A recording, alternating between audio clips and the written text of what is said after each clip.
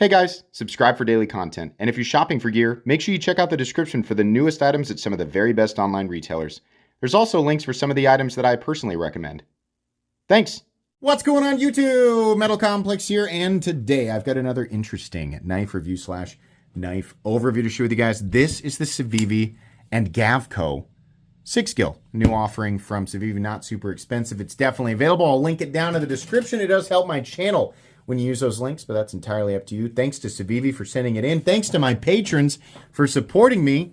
Before we get started here, so I'm done with the trial run of the new style of review. And it was fun. There were parts of it that were fun, you know, just kind of mixing it up. I enjoyed all the feedback. Some of you loved it. Some of you hated it, right? Which is always going to be the case with everything. Really what it boiled down to is how much extra work am I putting into it and how much do I enjoy it? And the answer ultimately, after I don't know how many I did, the answer was it actually creates quite a bit of additional work for me. And I do not enjoy doing it. I did in the beginning, but not anymore. I don't like having to worry about how each section of the review flows into the next one. I just don't like it. So if you enjoyed those, I'm sorry. We're going back to the old way. If you hated it, you'll be super excited. I really would prefer the original way that I reviewed the stuff. So that's what we're going to do. Anyways, let's go ahead and get, let's go ahead and get a measurement of the Sixgill. Overall length is coming in at 7 3/4 inches. Blade length, about 3.4-ish. Cutting edge, a little over 3. Let's do some size comparisons. Any custom scales you find in this section can be found down in the description under Original Goat and others. Boy, I really am returned to form. I'm like back to not knowing where anything is. Up against the Demco 8010 and the Demco or the Cold Steel 8010 and the Demco AD 20.5, which is stuck to a magnet. It's very similar to the AD 20.5. Definitely nowhere near as big as the 8010. Let's put it up against the Spyderco PM2 and the Spyderco Parrot 3. God, that needs some oil. Ew. It's kind of right in between, right? Actually, it's a little close to the size of the Parrot 3. And then finally, we'll put it up against the Benchmade Grotillon, or in this case, the Ritter Hogue, and the Hogue Deca. So how is the action on this guy? Is that how we used to do it? Gosh, it's been so long, I can't even remember. It's fine. It's exactly what you'd expect from Civivi. It's got a crossbar lock, higher tension Omega springs. Civivi, you guys should really include the Omega springs in your packaging, like extra ones. Now, if they do that and I'm not aware of it, then shame on me. I don't think they do. A lot of other companies making these crossbar locks give people extra Omega springs because while it is rare, they definitely can break. So it'd be nice to have an extra set, right?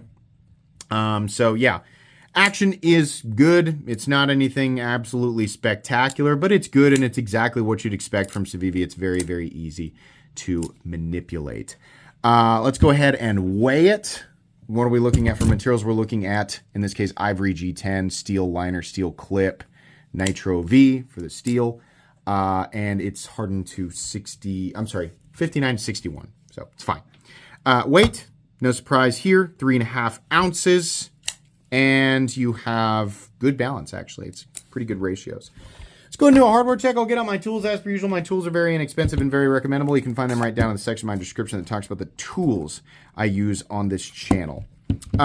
So let's see here. T8 for the pivot, T8 for the body screws, and we have T6 for the pocket clip screws. It is mountable on either side, so that's good because it's an ambidextrous locking system. Very easy to get the screws and the scales off. A little bit more of a mess to screw around with the Omega springs, right? But far from impossible. As long as you have the right tools for the job, you should be good to go. Did I measure the blade stock thickness? I don't think I did. 116 thousandths, pretty darn thin. Okay, meat and potatoes. It's kind of a weird looking knife. I mean, it's very similar to a lot of other Civivi knives that I've seen. Like it's incredibly similar. It's just slightly different handle shape and Gavco-y blade. But that's fine, right? Especially if you like the super curvy blades. Ergonomically, it's fine. It's comfortable. There's nothing like stand out. Oh my gosh, it's super duper spectacular, but it's fine. I really wish they had some jimping here. Choke up spot is a little bit awkward because instead of the full kind of circle that we get with Spyderco's choils, it just kind of runs into this area that's not going exactly the same way, but it's fine. And there's nothing really wrong with it. Everything feels good. Typical Civivi fit and finish. Everything's fine. There's nothing wonky or loosey-goosey, right? Seating the hardware's all good. Ergonomically, the pocket clip does create a slight hot spot. I always joke about this. Wish the Civivi pocket clips would just kill that bill there, but they really want it, so whatever. It's not really that big of a deal. We have nice chamfering all the way around. It says Civivi right here. Like I said, ambidextrous positions for the pocket clip, little standoff right there. The blade, it's just a satin finish blade. I don't know what we'd call this. We call this a reverse tanto. Not sure. Very thin behind the edge, or, you know, pretty darn thin. Like thinner than the average. Like Civivi tends to be thinner than the average pocket knife for cutting geometry. And it does slice. It does cut. It does poke. I don't know that this blade shape does anything different from, honestly, I think I would still prefer like a sheepsfoot, a Warncliffe, or just like a typical drop point blade, but it is cool. And it's, I don't notice any specific, like doing daily, regular, silly little regular knife guy tasks on it. This blade shape didn't feel like it was a standout, you know, blade shape for me. It was just, it's fine. It does what I want it to do, cut into a package, right? So if it is specialized for something, I'm not sure what it is, right? Cutting through cardboard, I did, you know, like the belly, it seemed to, sometimes I'm like, I look at a blade and I'm like, that's a different blade. And then I subconsciously, I tell myself like, oh yeah, this is cutting better because the shape or what, I don't know. It felt fine.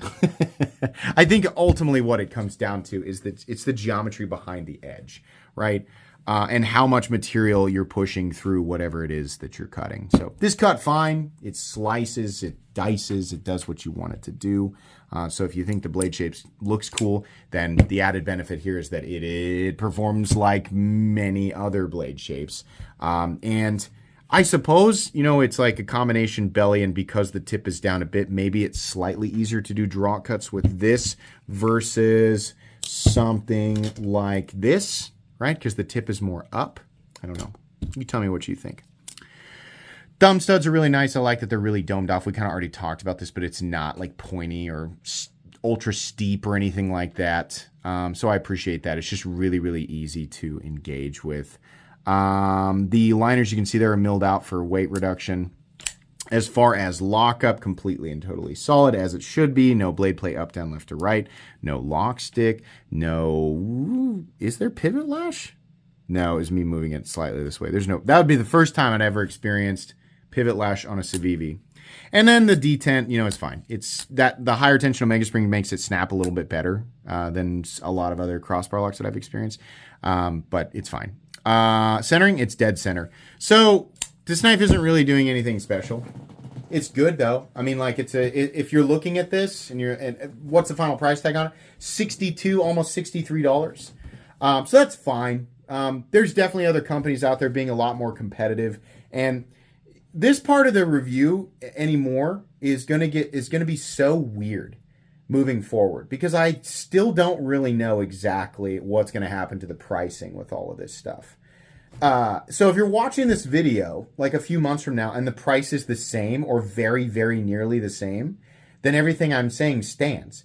But everything could be totally different. I have no idea. Maybe you're watching this video 4 months from now and this knife costs $140, which would be stupid. But I don't know, right? So if it costs $62, $63, then yeah, it's okay. There's definitely other knife companies out there making similar products, and they're quite a bit more competitive. Miguron, for example, would make this exact same knife and probably charge $20 less for it, right? But it's fine. And there is something, you know, about Civivi that's just it just feels like there was something extra applied to it. And gosh, their factory edge is so nice. Like, they really do a nice job with it.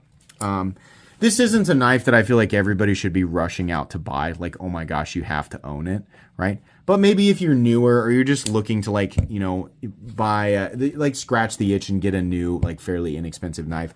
Is it good? Will it work as an EDC knife? Absolutely. And the price isn't bad, right? If it's still $62. So this is a cheap knife that I like. It's going to go in my cheap knives I like playlist.